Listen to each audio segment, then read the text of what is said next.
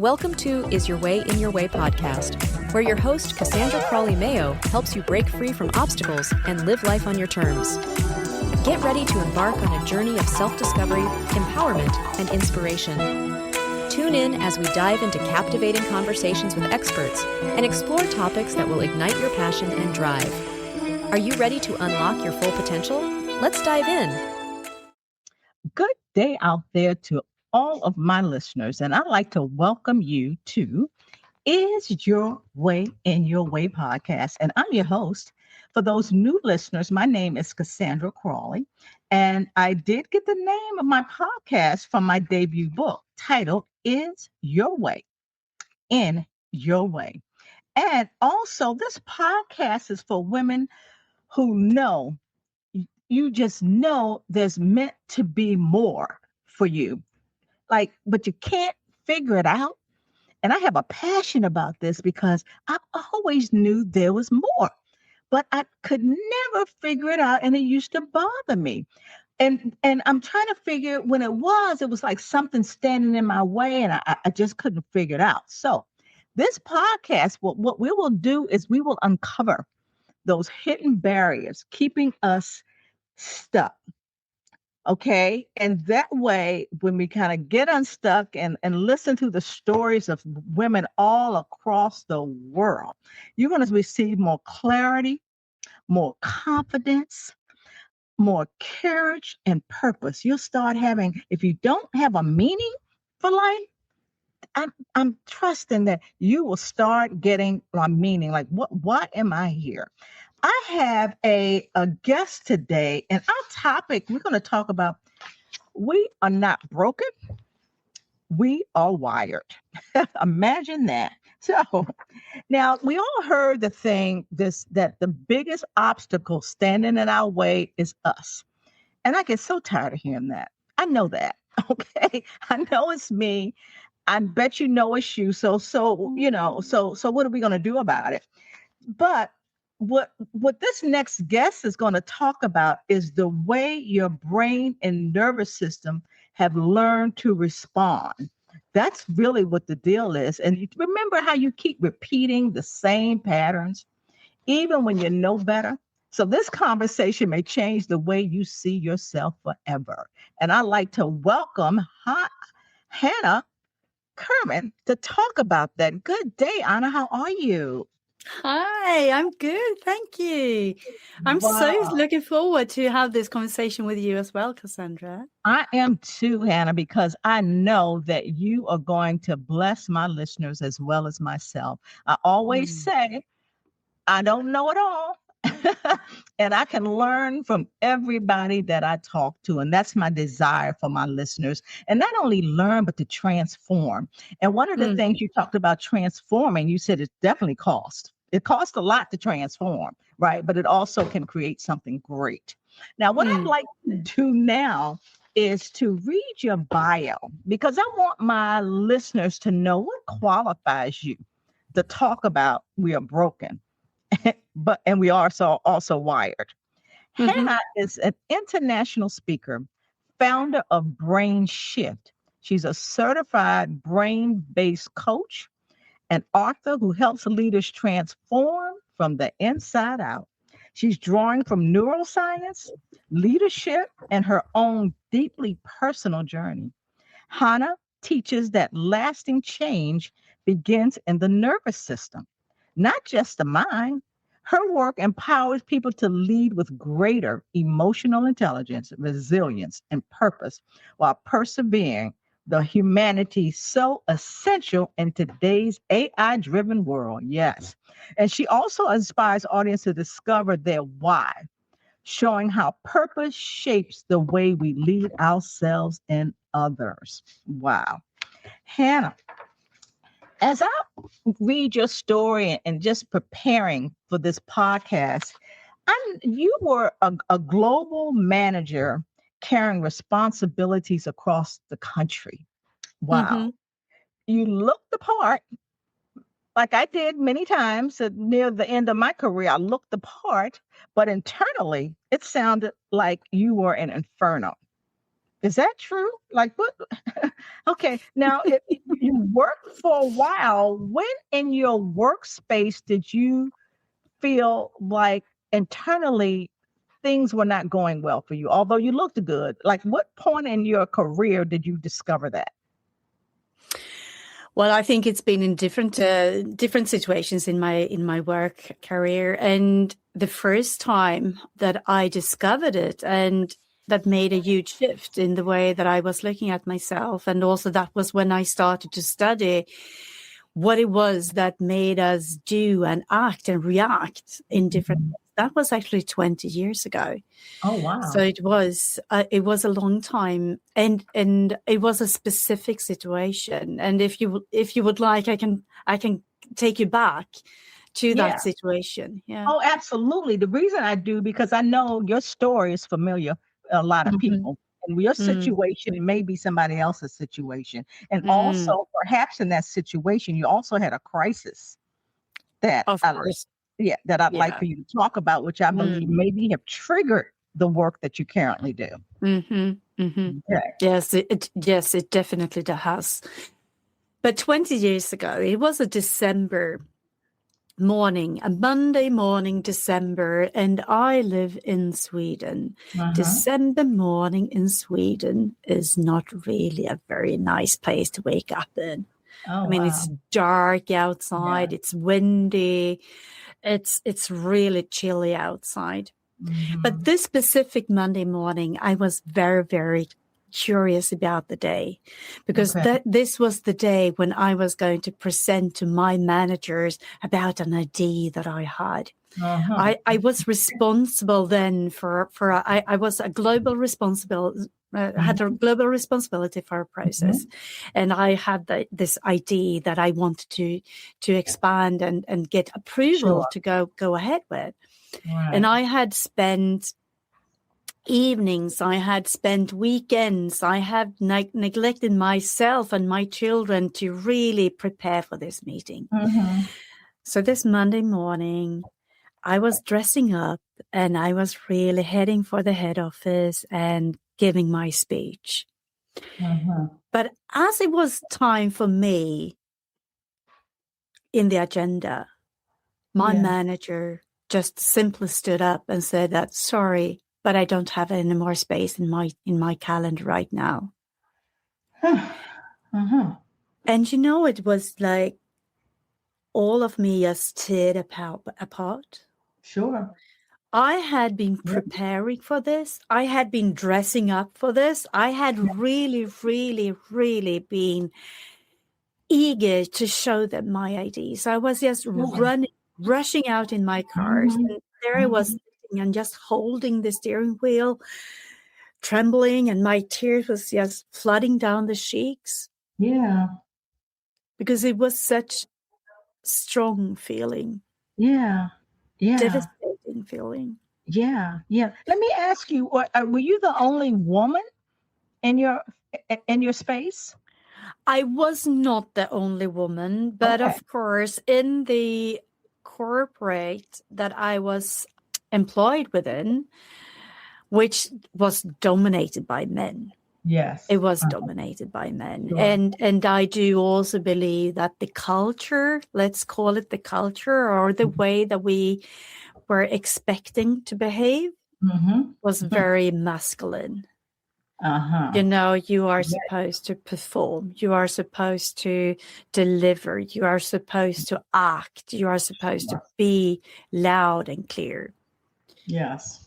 So I would definitely say that the culture or the environment was very masculine. Okay. But I was not the only woman. But my manager was a man. Wow. Now, you know what? Oh, Hanna, I also recall you asking yourself, why? I'm sure after that happened, you even questioned your confidence, perhaps dwindled. And perhaps you, at one time you said you carried so much alone. Why? And you didn't feel like you had the support. Mm-hmm. It's kind of like I covered my needs with the story I was strong, and you even hid behind a mask that you were strong. Mm-hmm. And then Mm-hmm. not only that, but I see so many similarities. You worked a lot, Mm-hmm. and I worked a lot, and even Friday evenings, running into the weekend, you worked a lot. Mm-hmm. Mm-hmm. Why? What was going on? I mean, after you had that. Uh, the boss says, I don't have time, you prepared, blah, blah, blah. That Mm-hmm. deflated who Mm-hmm. Hanna was. And then you even was questioning the why.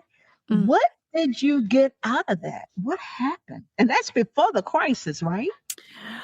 Well, this was the crisis that I Okay. just told you about. This was the starting point in the crisis, in the professional crisis, or in me starting to question myself. Why did I neglect myself? Why did I neglect my children? Why did I neglect my needs?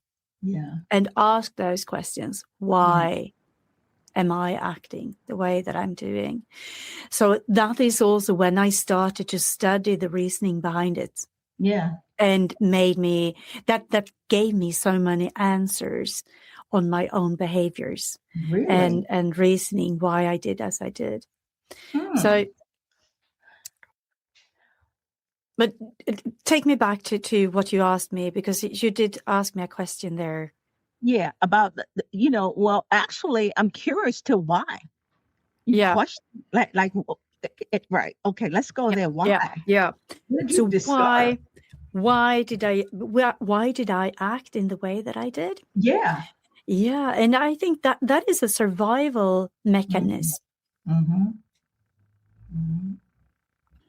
Before we go into that, and because when I was listening to your intro, and you told us about the name of this podcast, and also that is the name of your recent book. I had a situation just a few weeks ago. I was on a retreat. It was actually in Denver, so it was quite close to where you are. Oh, okay. And I had this feeling, or this book title coming up to me. And the book title was The Curse of Being Capable. Because I have always been capable. My entire life, I have been capable to take care of myself, to take care of my siblings, to take care of my parents, to take care of whatever was needed. I always had that. And of course, that is the way that I have survived. Yeah. To be able to being capable of more or less anything. Sure. And then coming back to why am I doing, or why was I doing and acting the way that I was doing? Because I wanted to show that I'm capable of this. Okay. I'm capable to run this operation myself. Right. I'm capable to do to prove it. Yeah. Because that is the way that I had been wired to be listened to, or to be someone, to be loved, to survive. But of course, that's not true. I mean, I should be able to ask for support just as anyone else. If I was asking for support, would that make me as a more simple person? Would that make me that I should not have been able to get the love that we all are supposed to get and receive? Of course it shouldn't. Yeah. But my brain was wired in the way that I should have to do everything and be capable to run myself. Now, why was it wired? Like, what happened? Okay, you took care of your siblings, right? I took care of more or less everything. It's just me. Because you did it on your own. Okay. All right. I did it. I mean, I grew up in a family and I had two parents, but as I was the one in the. It was four of us. We are four siblings. It's very close in between us. It's just 6 years between my older sister and my youngest sister. Okay. So it's very, very close in time frame for us. Okay. And I ended up, or I became the one that was the most capable to make sure that everyone was safe. I got it. Okay. Yeah. Yeah. All right. So that is what I mean with I was That's the one taking care of everything and That's everyone. right. Without any help. I mean, because you felt you could do this by yourself. I could. Yeah. Okay. Yeah. Okay. Yeah. All right. Yeah. Wow. Yeah. All right. So the reason why is coming back to the brain and the wire that we are wired to do different things, and our brain is wired to keep us alive. That is the most essential thing for our brain to do. Okay. And it will always search for what have kept you alive up until now. And then it will do everything it can to support me to act in the same way as I have survived so far. That means that I will survive with the same patterns in the future. Right. Okay. So the work you're doing, it sounds like you had to do it, to kind of get out of that, that what you call brokenness. So tell us what you did and how we can not feel broken, rewire ourselves. What can we do? What can my listeners do? First of all, just start to reflect upon yourself. Okay. I'm working with a chain. I call it the clarity chain. Okay. And we are there talking about the state, align, decide, say, and execute. And in all those different steps, we do a loop, which is spot, decode, direct. And that is what I always start with, that you need to start to spot your own signals, spot your breath, spot your muscle tension, spot your heartbeat. Spot, S-P-O-T. You got to spot, like if you're feeling kind of strange, like recognize it, become aware of it. Recognize it. Yeah. All right. Okay. And then start to decode it and say, okay, how come when I meet that specific person that my heartbeat always goes up? So that sounds like anxiety, doesn't it? It sounds like what? Anxiety? It could be anxiety. Okay. It could be anxiety. It could be anger. It could be avoidance. It could be a lot of different things. The most important thing is that you start to recognize it and see and listen to the patterns. Okay. Because those patterns will tell you something. Okay. And as you have started to recognize the different patterns, it might also be that you feel frightened than a certain kind of way that people might approach you or don't approach you. That is so individual. Yes. But you need to start to recognize it and see it and then decode it and say and understand, where does this come from? Because too often we are just making it up. It's not really a true threat. It's something that we are making up. Okay. And see if will this pattern really support me in the way forward? Or will it hold me back? And as you know that, then you can direct it. Okay, let's get rid of it, or let's use it a little bit more. Let's take a quick break.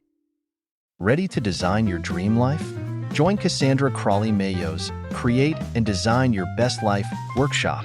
Break free from self-doubt and obstacles and step into a life of purpose and fulfillment. Click the link in the description to register now. Don't wait. Spaces are limited. Start living your best life today. Okay, let's use an example. Mm-hmm. All right. First of all, many of my listeners, like I said in the beginning, they know something's missing in their life. They just can't figure it out, and they're stuck. So first of all, maybe that is spotting. I kind of know what I want to do, but I don't. Okay. Now, how do we decode that? How would they decode that? Just like I remember myself, I knew there was something else for me to do. I just could not figure it out, or I avoided it. Like, okay, all right. Or I procrastinated or whatever.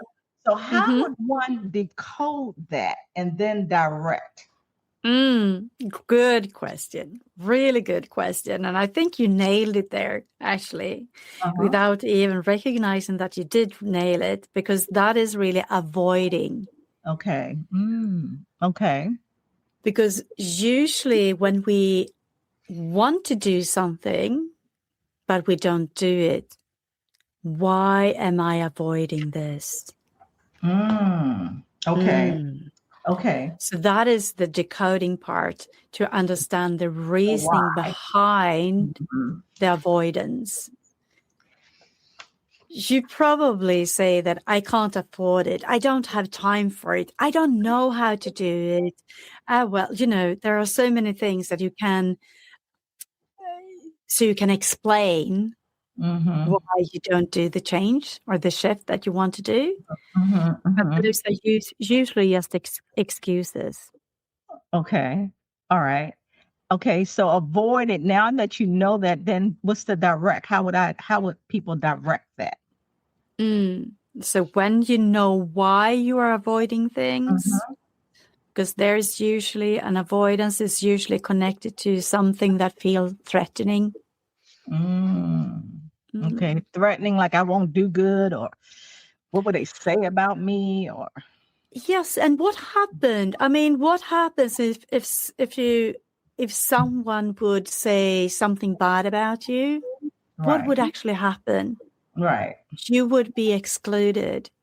You would feel excluded. And to be excluded from the community, that is or has been a threat, a survival threat. Right. Okay. So that is what I'm talking about when we are talking about wiring, that our brain is wired to keep us alive. And by that, staying out of threat. And as it's wired in this exactly same way that it was 40,000 years ago, 50,000 years ago, it doesn't recognize the difference. If there's a lion that is going to bite you and eat you, or if you're going to be excluded and don't have any, and not being accepted, it's the same kind of feeling inside you. Right. So but how do you overcome it? You don't, now, when you went through this, it's kind of like you said, healing isn't just spiritual or emotional. It's also neurological. Did somebody help you? Did you do this on your own? When you say it's neurological, that's the brain, because you're wired that way. So I guess I'm trying to look for the more complete picture of why people get in their way, or better yet, how do they move beyond it? Yep.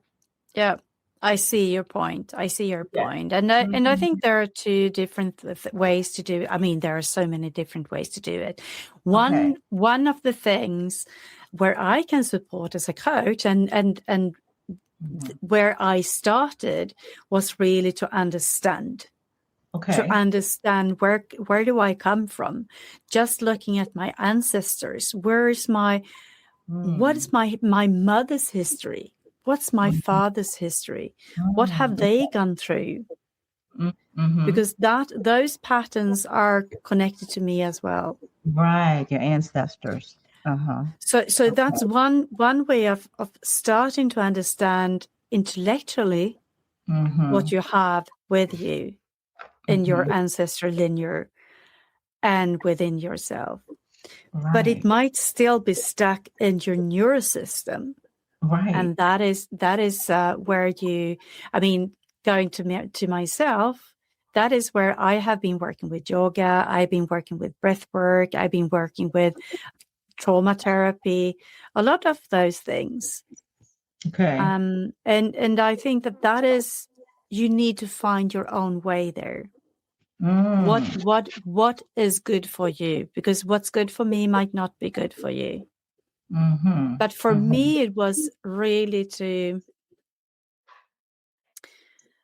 take the time for to work with my body in yoga classes and make sure that the energy is flowing freely in my body. Okay. And I do believe that it's also constant work. I mean, you don't really get to the end point. Yes. You continue to work with yourself all through the life, because there will be new blocks that you need to decode and get through, right? Right. You're recovering. You're recovering unstuck person trying to get unstuck. Right. But it doesn't really end. However, these are some of the modalities that you do to help people get beyond it, like the yoga and the meditation and the homotherapy, the breathing you talk about. And some people may journal. There's some people that go to church. Yes. There are a whole lot of modalities. Now, this is the key though, Hanna. I think a person has to get to a point where they're sick and tired of being sick and tired. Because I always say, when you get to a person's heart, that can transform them. When you touch them there, because the heart is critical. They always say, guard your heart, because those are the issues of life. But yet it's there. And I believe the majority of my listeners, because they know it's something, they don't want to stay there. They want to do something. And that's one of the reasons for the podcast, to listen to what other individuals have gone through and to know that they're not alone. That what happened in that meeting. Hanna, I don't have any space for you on the agenda. Like, after I did all of this, what do you mean? So how deflating that was. Now, did you leave that position? I did not. Okay. I did not. Well, of course, I don't have that position today. So, of course, yes, I did leave it, but no, I did not leave that position right there. And then what actually happened was that I was home for 6 months. After that situation, I went home for 6 months. I did. Why so long? What happened for 6 months? Because that was the end of I mean, I did not have any more energy at all. Okay. And so I just felt that if I don't take a break now, that's going to kill me. Well, that's a mental break? It was a mental break. It was a total mental break. But of course, it also affected my physical health as well. And I had a really strong physical body, because I was running the orienteering. So I was running like 10K without any problems several times every week. I was out in the nature. I had no problems at all with my physical body and my physical health. But as I took this time off, I realized how tired I was. And again, I mean, as long as we are running, we usually don't feel the pain as we are running. Because we're so busy. We are so busy. So we need Mm-hmm. to stop and take that time. But what happened? I mean, as I said, I took those six months, and that is also when I started to study. Okay. Really to study and try to understand the patterns, my patterns. Mm-hmm. I was interviewing a lot of people around me that were in the similar situation, and I could say, okay, what similarities do we have? And I was reading a lot of research. I was reading a lot of books about burnout and things like that. Mm-hmm. And after 6 months, I felt that I was stronger than ever. Okay. So I came back to the same position. And what I did was that I shifted the way that I was showing up, meaning that I got higher results with less effort. You had higher results with less effort? I did. And I think that is one of the things that we need to understand as well. You don't get the results by pushing yourself harder. You have to reset. You have to reset, and you have to attract, and you have to thrive instead of survive. I think that is a key word as well. Yes, thrive. To really see, am I surviving my life, or am I thriving in my life? Wow. Right. Man, I appreciate your openness and your candor, because I know there are listeners that's been there now. If they're not there now, they may be there. And it's okay if you can take that time off. There's some jobs that you take that time off, you don't get paid. You may not have the job when you get back or whatever, but you made a decision that if you did not take the time off, you may not be here today. I mean, you got to take care of yourself, right? Yes. And I think that goes for two different things. I mean, if I would not have taken that time off, I would probably have been sitting here with a pain in my body. I would probably be sitting here. I wouldn't be sitting here because I wouldn't be working with what I'm doing today. Exactly. But really to see that all those things that hit us, if we allow ourselves just to take some time to reflect. Yeah. I mean, I did have the possibility to take 6 months. I know that is not possible for everyone, but we can all give ourselves 5 minutes a day. 5 minutes a day to just look at yourself and see, what did I do today that I'm really happy about? Yeah. What did I do today that I'm grateful for? And what did I do today, or what is it today that I'm thankful for? Yes, that's beautiful. Yeah. Because when you focus on those things, that is also that. I mean, there's the law of attraction. I do believe that many of the listeners are familiar with that, and I do believe in it. I do believe in the law of attraction, but you need to allow yourself as well. Give yourself permission. Give yourself permission. Give yourself permission to dream. Okay. Give yourself permission to recognize that really makes you feel proud, happy, and thankful. Okay. And actually there's some people like, what is going to make me happy? And that's something they need to spot and recognize. Okay, I need to figure that out. Okay? Because happy can be a happening. I remember when I bought my dream car, I was so happy, like, oh my gosh, I finally got it. Now it's like, okay, so my thing is just, what will give me joy? That nobody else can give me, that's internal, opposed to the external piece. It's one thing I want to talk about briefly. You said lead with your nervous system, not your Mhm. ego. How do you lead with your nervous system?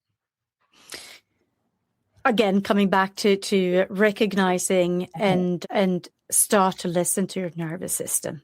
Okay. I mean, your ego is usually up in your brain. Uh-huh. Uh-huh. And that is what you believe that others are expecting from you. Okay. I mean, And many of us are people pleasers. yes, of course. So am I. I'm a Yeah. recovering one. Yeah. Absolutely. Uh-huh. People please. And it's natural as well. I mean, we want to be liked, we want to be loved, we want to be trusted. But people pleasing sometimes or too often, that is also stress. It's something that you are jumping into because you are trying to avoid the pain that you have in your nervous system. Yes. Wow, that's amazing. That's amazing. Okay, so what I'm hearing is you did a brain shift. You had to. You were able to take 6 months off. A lot of people will not, cannot. Even sometime in the day, give yourself a break. Come home to yourself. Just settle down for a little bit. Walk in nature. Take yoga. Journal. Go to church. Whatever it's going to take for you to be, I believe, the person that God ordained us to be, because I do not believe we're here just to be here. We're not here just to go through we are here for a reason. We are, and if you woke up this morning, your work's not done. That's the way I see it. And what you went through, you would not have found the brain shift. You would not have found the spot, the decode, the direct, where you can use that to support and empower other people to use that modality, so to speak, to help people. And I applaud you for that. And I said, thank you for your candor. There's so many people that won't even, I remember when depression, now it's big after we had COVID, people talk about it, but depression has been back years, but people wouldn't talk about it because it's taboo. Right? So, I know. Yeah. I know. And why? Yeah. I mean, why is it taboo? I mean, it's we are humans, and if I think that is really something that I do believe is the most important thing to be able to express your own emotions. Yes, that's right. But you express it with someone you trust. Yes. Okay. And that's critical, because there's some people say, oh, they're crazy. It's like depression to me is like a headache or unfortunately cancer, or it's still an illness, right? So again, Hanna, how can my listeners get in touch with you? Well, the easiest way to get in touch with me is through LinkedIn. Okay. And you search my name there. I'm the only one with my name in the world. So I'm unique by that. I am. So you will find me there, and I will answer all DMs. I personally answer. So if you want to reach out to me, you do it there. Or you can search information about me on my webpage as well, which also has the same name as my name. And then it's SE, as I am based in Sweden. So it's hannacurman.se. Right. Yeah. I saw that. I'm like, I've never seen .se. Maybe, we do .org or so that never SC. So that was something new for me. Wow. You should come to Sweden. Yeah. But you come in the summertime when it's light and warm and nice and cozy. Yeah. I sure won't come. Right. The first week in December. Remember? Yeah, no, avoid December. I would avoid December. December. Yes. Well, Hanna, it was my pleasure. And I just thank you, and thank you for enabling yourself to get out of your own way and be candid about what it is that you need. And as I tell my listeners to think about it, maybe you had this experience like Hanna somewhat, or somebody, please share this podcast with them.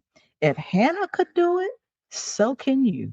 And I'm going to ask this question again. Listeners, is your way in your way? Is your way stopping you from doing what God has ordained you to do? Thank you. Hanna, again, thank you so much. Thank you very much. Okay, I'm sorry about that. All right, God bless you and bye for now. Okay, take care. Thank you. Hey, thanks for listening. If you've been enjoying our empowering conversations, make sure you don't miss out on future episodes of Is Your Way in Your Way podcast. Stay in the loop with all the latest episodes. Join our mailing list over at CassandraCrawley.com. And before you go, hit that like button, share with your friends, and subscribe now. Until next time, let's get ready to live your best life.